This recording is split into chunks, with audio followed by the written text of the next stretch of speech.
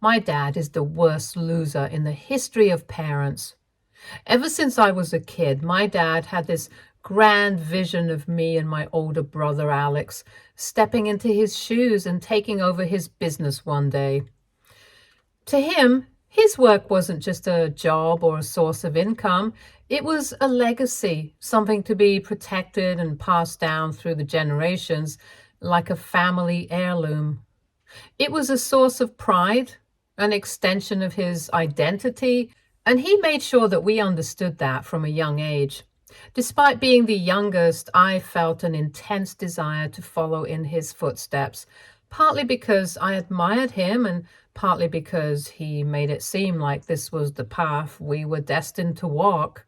Summers in our household weren't filled with lazy days at the pool or trips to amusement parks like they were for my friends. Instead, they were spent immersed in the world of my dad's business, whether it was interning, running errands, or handling small tasks. He found ways to involve us. Sometimes we'd even end up doing mundane jobs like sorting files, cleaning up inventory, or shadowing his meetings. He was determined to teach us everything he could. He believed in hands-on learning and that these experiences would prepare us for the future, instilling values like discipline and work ethic along the way. When my brother finally graduated from college, it felt like a monumental milestone for our family.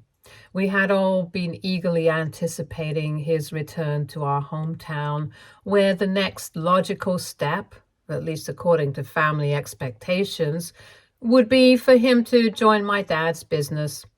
It wasn't just a career path for him, it was practically an inheritance, a legacy that my dad had spent decades building and nurturing. Naturally, we assumed my brother would happily step into those shoes without question. But it turned out my brother had decided he didn't want to take over the family business after all. Instead, he announced that he had accepted a job in a city far away from us, working at some IT company. He would be moving there with his girlfriend, who also had found a job there. This news hit my parents hard. I remember the sheer disbelief on their faces, as if someone had just told them the sun wasn't going to rise the next day. My dad, especially, was beyond furious. He took my brother's decision as a personal affront, as if it were a betrayal of the highest order. Over the next few days, he ranted incessantly. "He's not my son anymore," Dad shouted more than once to Mom, while pacing around the room with clenched fists. To him, my brother's choice wasn't just about rejecting the business, it was about rejecting him, his values, and everything he had worked for. Mom, on the other hand, refused to believe my brother could make this decision all on his own, and instead placed the blame squarely on his girlfriend. According to her, it had to be his crazy girlfriend and her manipulative ideas which had pulled him away from the family. She painted my brother as some sort of a helpless victim of his girlfriend's plot, saying things like, "If it weren't for that girl, he would have come back to us." Anyway, my parents continued to pressure and guilt my brother to change his mind. As a result, after weeks of arguing with them, he decided to cut off all contact with us. Calls went unanswered, texts unacknowledged, and any attempt to reach out was met with silence. It was devastating for my parents, who oscillated between anger, grief, and denial. With my brother gone, suddenly all the weight of the family legacy was placed squarely on my shoulders. My dad, who had been so consumed by his anger and disappointment in my brother, seemed determined to make sure I wouldn't betray him in the same way. He tightened his grip on me, dictating every aspect of my life. I became his other son, as he would always put it, the one who would inherit his business and fulfill his dreams, since my brother had failed. For context, I'm a girl. Yet, in my dad's eyes, he treated me like his son, which was very confusing. At first, I didn't let his attitude bother me. I even found some pride in the fact that he believed in me in his own way. But over the years, I began to see how warped and toxic his expectations were. His idea of grooming me to be the heir to his legacy involved stripping away any trace of femininity. He discouraged, no, outright forbade me from wearing anything pink. He insisted I keep my hair short, saying it made me look more like the son he wished I could be. I was not allowed to paint my nails or put on makeup. Looking back, I realize how deeply misogynistic his thinking was. He didn't see me as an individual or as his daughter. He saw me as a vessel to carry on his ambitions. When I finally graduated with a business degree, my parents were very proud. I had worked incredibly hard during college, and my efforts paid off when I landed a fantastic job, all on my own merit. I thought maybe I could convince my parents to let me work at the job I had secured for a few years before helping with their business. But my dad, being as controlling as ever, refused to let me follow the career I had worked hard for. He insisted that I give it all up and join his business immediately. He argued that he didn't want me to work under anyone else except him. Reluctantly, I did as he asked. I left behind my dream job and stepped into the role he had envisioned for me. For years, I slaved away under his watchful eye. Working for my dad was an all-consuming commitment. My days started early with me logging hours of work, juggling client calls, and attending endless meetings.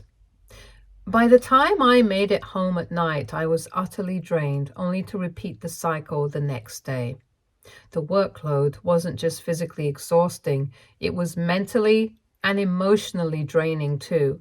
My dad was a notorious workaholic, and his expectations of me were sky high.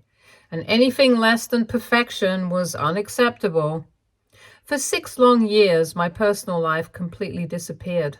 I had no time for friends, no time for dating, and certainly no time for myself. My world revolved around the business and meeting my dad's demands. It wasn't just that I had no life outside of work, it was that I wasn't allowed to have one. To him, anything that distracted me from the business was a waste of time, and he would forbid me from pursuing it. Then, one evening, out of the blue, my brother Alex showed up on our doorstep. We hadn't seen him in years. Despite everything that had happened to him, I couldn't help but feel a surge of happiness to have him back. He was my brother after all, and part of me had missed him terribly. After settling down, Alex told us why he had been out of touch for so long. He started to apologize profusely to our parents, saying he had genuinely believed that leaving home to take up his IT job felt like the right decision for him at the time. But life hadn't worked out the way he'd planned. His company had downsized, and he had been laid off. To make matters worse, his girlfriend, the one my mom had spent years blaming for his absence, had left him for someone else after he lost his job. With no job, no girlfriend, and nowhere else to turn, Alex had decided to come back home. Seeing his sorry state, my parents immediately forgave him.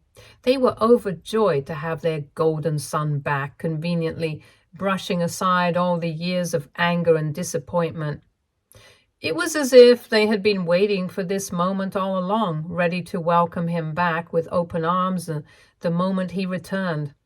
My dad kept telling Alex how happy he was to have his son back home and couldn't wait for him to join the business.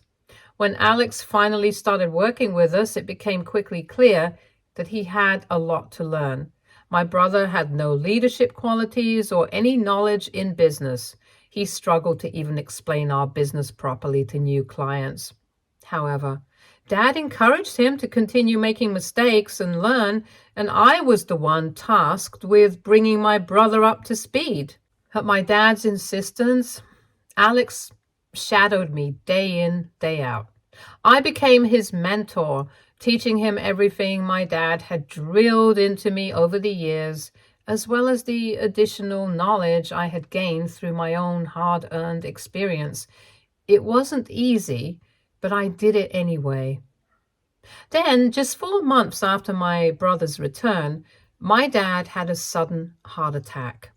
Thankfully, we managed to get him to the hospital in time and he survived, but the doctors firmly informed us that at his age, he needed to cut down on stress, work less, and prioritize his health more. If he doesn't do this, then he won't live long. This was a terrifying wake-up call for all of us. Mom was very shaken up about losing Dad and begged him to finally take a step back from the business and focus on himself. Eventually, my dad agreed. He called a family meeting to announce that he would officially retire and hand over the reins of the business. At that moment, I felt a bit sad at the thought of no longer working side by side with my dad, but I was also excited to finally take over the business and help it reach new heights. After all those years of relentless hard work, pouring my heart and soul into the business, I believed this was my moment. I was ready to lead, to finally make my mark and carry on the legacy that had been drilled into me for years. But then my dad dropped a bombshell that shattered everything I had envisioned. He announced that my brother, Alex, would be the one to take over the business and not me. He continued to announce that I would continue working in my current position, helping my brother to run things smoothly. I was furious when I heard this. "Dad," I said, my voice shaking, "I've worked with you for years. I know the ins and outs of this business. I know all the clients I've built relationships with, the co-workers, and I have plans to expand the company." "Alex has barely been here for 4 months. How can you possibly think he's ready to take your role? He can barely even talk to people, let alone order anyone around." But my dad dismissed my protest, saying that this is where I should step in and help out my brother in any way that I could. He continued to explain, "Alex is the man of the family. This business is now his responsibility, so don't worry. He's going to step up and take care of it." Those words felt like a slap in my face. It didn't matter that I was the one who had kept the business running alongside him. It didn't matter that I was the one who had secured so many clients over the years. All my sacrifices, all the years I'd spent proving myself was suddenly irrelevant because of my gender. I was devastated, and to make matters worse, Alex didn't even pretend to be conflicted about it. He accepted my dad's decision without hesitation, wearing a smug smile that made my blood boil. When I confronted him later, hoping for some semblance of understanding, he brushed me off. "You're the youngest," he said with a casual shrug. "Stop arguing with Dad. This was always going to be my responsibility." The sheer arrogance in his tone left me reeling. It wasn't just that my brother was taking over the business. It was that he seemed to revel in my disappointment. Here was someone who had abandoned the family and the business for years, who had only returned because he had no other options, and now he was being handed everything I had worked so hard for on a silver platter. It felt like my entire world had been turned upside down. Everything I had sacrificed, every dream I had nurtured, was taken from me in an instant, all because of a belief that I, as a woman, couldn't possibly shoulder the same responsibilities as a man. After that, I completely spiraled. For days, I couldn't stop crying. The betrayal, the injustice of it all, weighed on me like a crushing burden.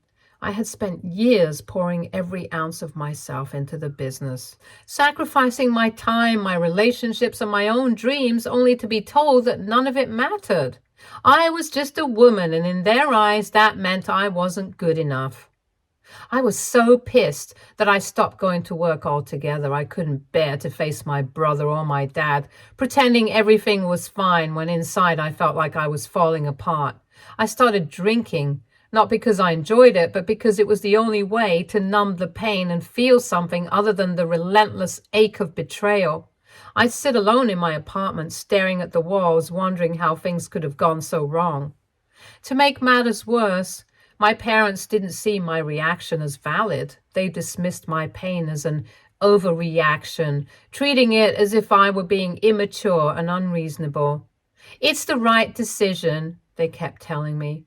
My dad even had the nerve to tell me that if I took over his business, clients might not feel comfortable with a woman running such a large and prestigious company.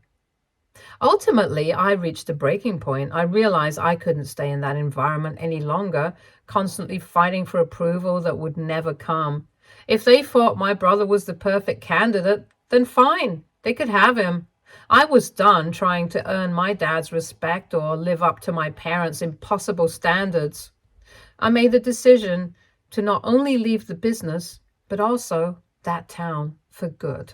When I handed in my resignation, my dad reacted exactly as I expected. He yelled at me, his face red with anger, accusing me of abandoning the family at a critical time in the business. He demanded to know how I could possibly walk away when my brother needed my help to transition into the role. My mom's reaction was equally harsh, if not worse. She treated me, saying that if I left, she and Dad would never consider me as their daughter again. Her words cut deep, but by that point, I was so exhausted, so utterly drained that even her threats couldn't stop me. I had spent too many years bending over backward to meet their expectations, and I finally realized it was time to live for myself.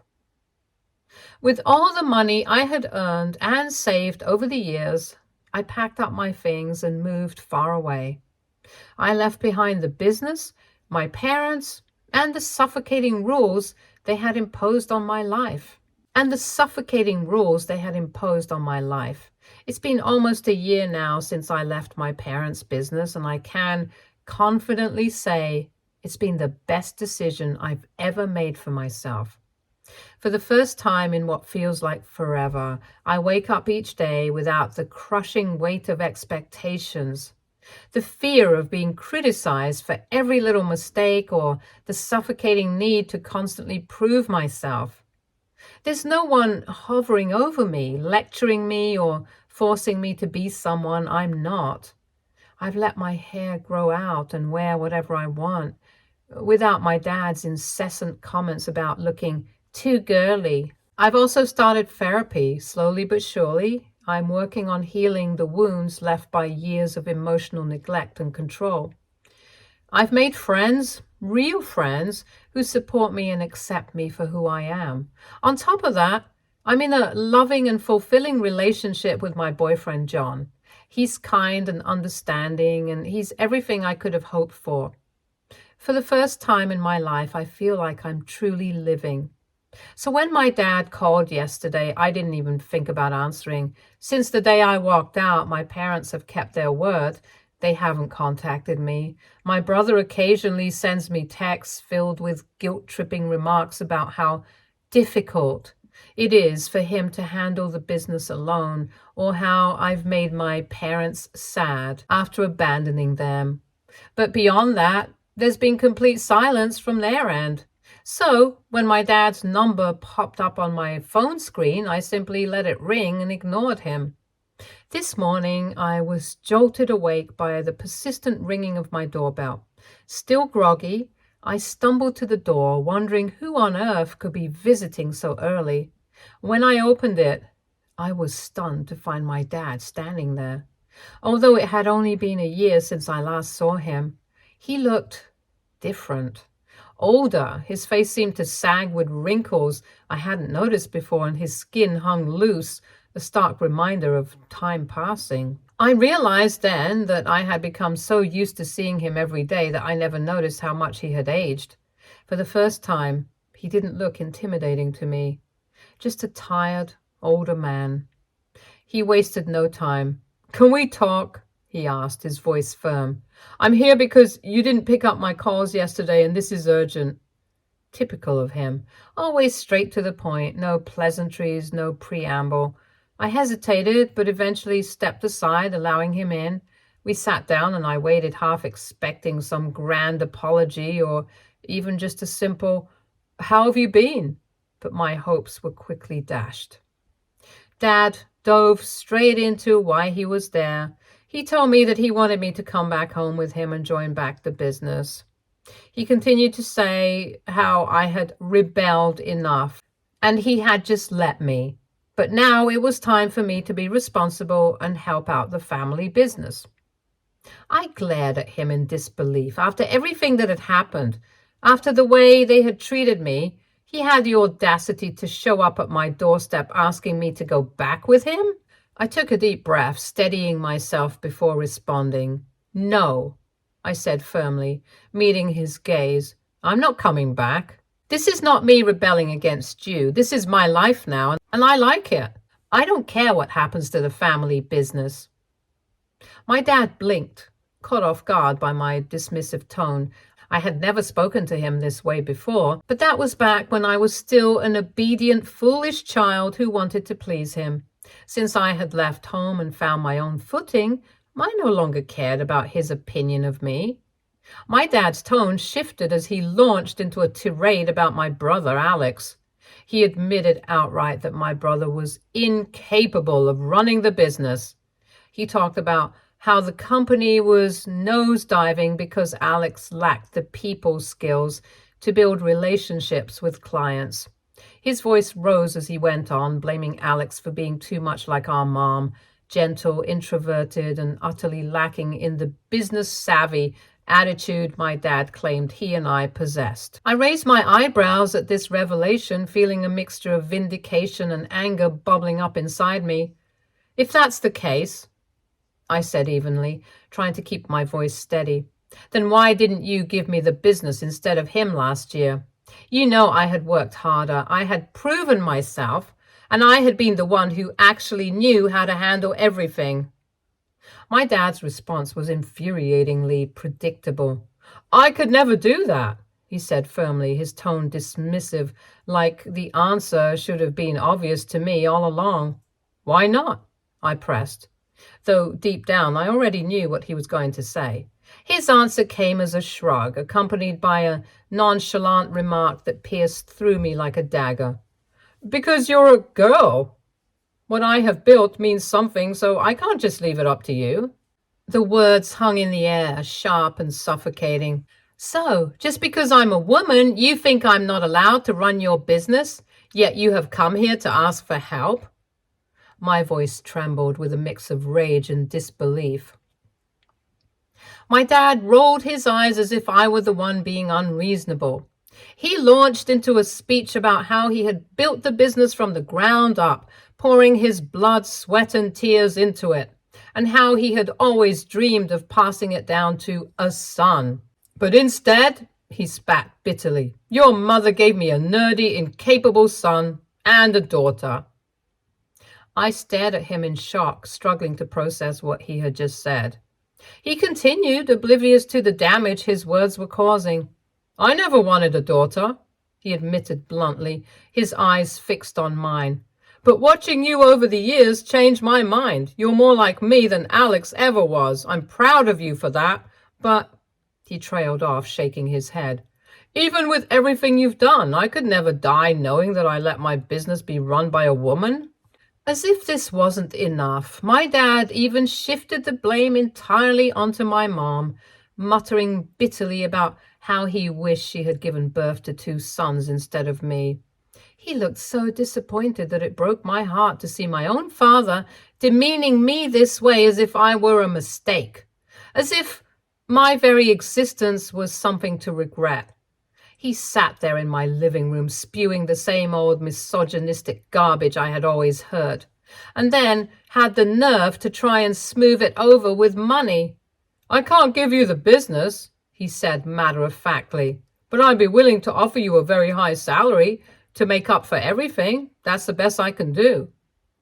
The audacity of this man, my father, to show up uninvited at my doorstep asking for my help after everything he'd said and done, while still clinging to his archaic ideas about my gender and blaming my mother for his perceived misfortune. I couldn't believe it. I took a deep breath, steadying myself, and met his gaze.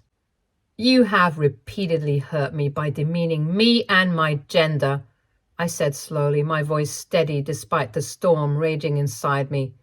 I'm not your backup plan. I'm not going to fix the mess you created when you handed the business to Alex. You made that choice all on your own. If you regret it now, I don't care. You have to live with it. I don't know why you came to see me after all this time, but I'm done arguing with you. I want you to get out of my house. He looked at me in disbelief. I said, get out, I shouted again, my hand gesturing toward the open door, before I lose my temper even more. However, he doubled down, his voice rising in indignation. You're disrespecting me, he spat. I'm your father, and as your parent, I have every right to ask this of you. You owe it to us. I don't owe you anything, I said firmly, my voice unwavering. I already gave 6 years of my life to that pathetic business, and it got me nowhere. Now I'm finally free. I have a job now, a real job that makes me happy. I'm done with your manipulation, your control, and your toxic views on women. Also, you know what, Dad? Please don't ever say I'm just like you, when you are just a selfish, bitter loser who cares more about his pride than his own children. I never want to be anything like you. Finally, I pointed to the door again. Now get out of my house, I said coldly. I shut the door on his face as he continued to yell at me from outside. It was the first time I had ever stood up to my dad, and my hands were trembling. I do feel a bit guilty, so AITA for turning down my dad's offer to return to his business and for yelling at him. Update 1. First of all, for everyone asking how my parents know my address, of course they know where I live. While I moved away after my dad didn't give me the business, I didn't just completely cut them off. However, they had never disturbed me before. Now, coming on to the update, after my dad left, my mom called me and started yelling at me for slamming the door in his face. She called me a disrespectful, spoiled brat and accused me of giving my dad the cold shoulder just because he passed his business on to my brother. My brother also sent me a few nasty messages telling me I should get over myself and come back home before it's too late for the business. He thinks I'm stressing Dad out unnecessarily by acting this way. None of them really understand me. Update 2. Thank you to everyone for your advice. It truly means a lot to me, and I'm grateful to anyone who has taken the time to comment on my post. Now, for the update. I took everyone's advice and burst my mother's bubble by sending her a clip of what exactly my dad had told me the day he came to visit. I have cameras on my front door, back door, and in my living room for my own protection, so everything my dad said to me was recorded. I created a group chat with my mom, my brother, and my dad, and I sent those clips there. I explained how this time my dad had not only repeatedly disrespected me just because I'm a woman, but had also blamed Mom for giving birth to me. I revealed how he wished he had 2 sons instead of 1. I also pointed out how he didn't even respect my brother's work simply because my brother was more like my mom, and how much he hated him. I wanted Mom and my brother, who supported my dad so blindly, to see the truth about him. I then left the group and blocked all of them. I felt a bit satisfied knowing that this was going to start a huge fight between them. Now my mom and brother could see exactly what my dad thought of them, and there was nothing they could do to blame me for it. Update 3. It's been a month since my last update. After I sent those clips to my family, my mom left my dad. A few days ago, she sent me an email apologizing for everything. She explained that after watching the videos I had sent them and hearing how my dad spoke to me, had opened her eyes. She admitted that she had always tried to justify my dad's behavior, but after seeing the way he talked about me, her, and my brother, she felt repulsed by him. Apparently, ever since then, they had been fighting a lot, and when Dad kept refusing to apologize to anyone, my mom decided to leave him for good. In the email, my mom also mentioned that my brother had cried after watching the video, especially hearing how Dad had basically emasculated him. My brother is also leaving the business and has given Dad a month to find a replacement for him. In the end, my mom pleaded with me to unblock her on my phone so we could talk further. However, even after reading the email from Mom, I have absolutely no desire to reach out to her. She and my brother can do whatever they want. I'm done with them. For now, I'm just going to focus on my own life here, and if either my mom or my dad come to visit me, I'll move to a different location if I have to, just to get away from my family. Stay tuned for more stories from Argo Relationships.